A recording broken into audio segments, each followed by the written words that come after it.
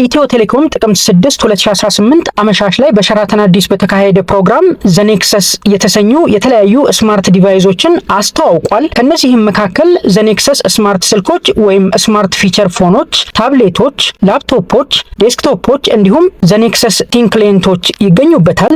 የኢትዮ ቴሌኮም ዋና ስራ አስፈጻሚ በዚህ ፕሮግራም ላይ በመገኘት በሰጡት መግለጫ ዛሬ ያስተዋወቅነው ምርት ዲጂታል ኢትዮጵያን እውን ለማድረግ የጀመርነው ጉዞ አንዱ ምዕራፍ ነው ብለዋል። ዚኔክሰስ የተሰኘው አዲሱ ስልክ እንደ ፊቸር ፎን ኤክስተርናል ኪቦርድ ያለው ሲሆን ስማርት ስልክ የሚያስብለው ደግሞ ተች ስክሪንም እንዳለው ለማወቅ ተችሏል። ዋና ስራ አስፈጻሚዋ እንደገለጹት ዚኔክሰስ የተሰኘው ስልክ በኢትዮ ቴሌኮም ብራንድ ምርጫና አቅም የተሰራ መሆኑን ተናግረው ዛሬ የተዋወቁት የሞባይል ቀፎች የማህበረሰቡን የመግዛት አቅም ባገናዘበ መልኩ በጣም በተመጣጣኝ ዋጋ የቀረቡ መሆናቸውን ዋና ስራ አስፈጻሚዋ ተናግረዋል። ዘኔክሰስ ስማርት ስልኮች የተለያዩ ሞዴሎች ያሏቸው ሲሆን እነሱም L127 ላይት፣ L228 ላይት እና L131 ላይት ሲሆኑ እያንዳንዳቸው ከ2 ጂቢ ቴሌድራይቭ ስቶሬጅ ጋር የመጡ መሆናቸውን ለማወቅ ተችሏል።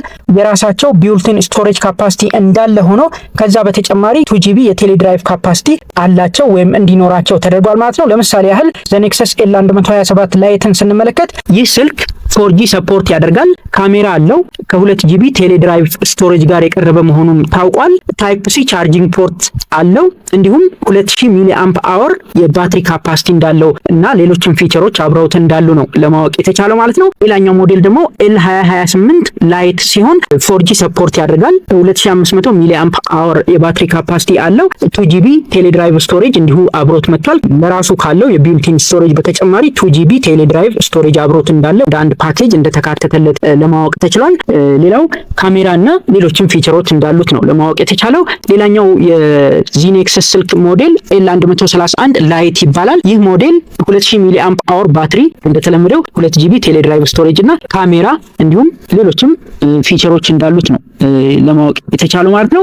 ሁሉም ስማርት ስልኮች እዚህ ጋር የዘረዘርኩላችሁ ሁሉም ስማርት ስልኮች ቴሌብርን ጨምሮ ሁሉም አስፈላጊ የተባሉ አፕሊኬሽኖች ኢንስቶልድ ሆነው ወይም ደግሞ ተጭነው የመጡ መሆናቸውን ለማወቅ ተችሏል። ይህም የተደረገው ለጀማሪዎች እንዳይቸገሩ በማሰብና ስማርት ስልኮችን በቀላሉ መጠቀም እንዲችሉ በማሰብ እንደሆነ ለማወቅ ተችሏል ማለት ነው። በዚሁ ፕሮግራም ላይ ሌሎችም የተዋወቁ ምርቶች አሉ። ዘኔክሰስ ላፕቶፖች፣ ዘኔክሰስ ታብሌት እና ዘኔክሰስ ቲንክሌንትም እንደዚሁ በዚሁ ፕሮግራም ላይ ተዋውቋል ማለት ነው። ዘኔክሰስ ዴስክቶፕ እንዳለም ይፋ ተደርጓል። ዘኔክሰስ ታብሌት ስፔሲፊኬሽኑን ስንመለከት ታብሌቱ ዘኔክሰስ ታብ R2025 ራይዝ የተሰኘ ስያሜ ወይም ደግሞ ሞዴል ኔም ያለው ሲሆን በጣም ፈጣን የሆነ 1.6 ኦክታ ኮር CPU ያለው 4GB ራም ከ64 GB SSD ስቶሬጅ ጋር ያካተተና 50 ሜጋፒክሰል ካሜራ 10 ኢንች ስክሪን ስፋትና ዋይፋይ ኮኔክቲቪቲ እንዲሁም የባትሪ ካፓሲቲውን ስንመለከትም 5000 ሚሊ አምፕ አወር ባትሪ ካፓሲቲ ያለው እንደሆነ ለማወቅ ተችሏል ማለት ነው። ዱዋል ሲም ካርድ መቀበል ይችላል ታብሌቱ ማለት ነው። የላፕቶፖቹን ስፔሲፊኬሽን ስንመለከት ደግሞ ሁለት ሞዴል ላፕቶፖች በዚህ ፕሮግራም ላይ ይፋ ተደርገዋል። E131 ፕሮ እና E2025 ፕሮ የተሰኙ ላፕቶፖች በዚህ ፕሮግራም ላይ ይፋ ተደርገዋል። የE131 ፕሮ ላፕቶፕን ስፔሲፊኬሽን ስንመለከት 14 ኢንች ስክሪን ስፋት፣ 8 ጂቢ ራም፣ 256 ጂቢ SSD ስቶሬጅ እንዲሁም 6000 ሚሊ አምፕ አወር ባትሪ ያካተተ መሆኑን ታውቋል። ኢንቴል CPU እንዲሁም ዊንዶውስ 11 የተጫነለትና ሌሎችም ፊቸሮች ያሉት መሆኑ ታውቋል። ከዚህ በተጨማሪ E2025 አልትራ የተሰኘ የዚኔክሰስ ቲንክሌንትም በዛው በመክፈቻው ላይ ታውቋል ማለት ነው። እንግዲህ ኢትዮ ቴሌኮም እነዚህን ስማርት ዲቫይሶች ይፋ ያደረገበት ዋናው ምክንያት በመክፈቻው ላይ እንደተነገረው ኩባንያው በተለያዩ ጊዜያት የዘረጋቸው የኔትወርክና የዲጂታል መሰረተ ልማቶች በስማርት ስልክ ውድነት ምክንያት ላልተጠቀሙ ሰዎች ታሳቢ በማድረግ ስማርት ስልኮችን መጠቀም እንዲችሉ የዲጂታል ኢኮኖሚ አንዱ አካል መሆን እንዲችሉ ለማድረግ መሆኑን የኢትዮ ቴሌኮም ስራ አስፈጻሚ ፍሬህይወት ታምሩ በመክፈቻው ፕሮግራም ላይ ይፋ አድርገዋል ማለት ነው።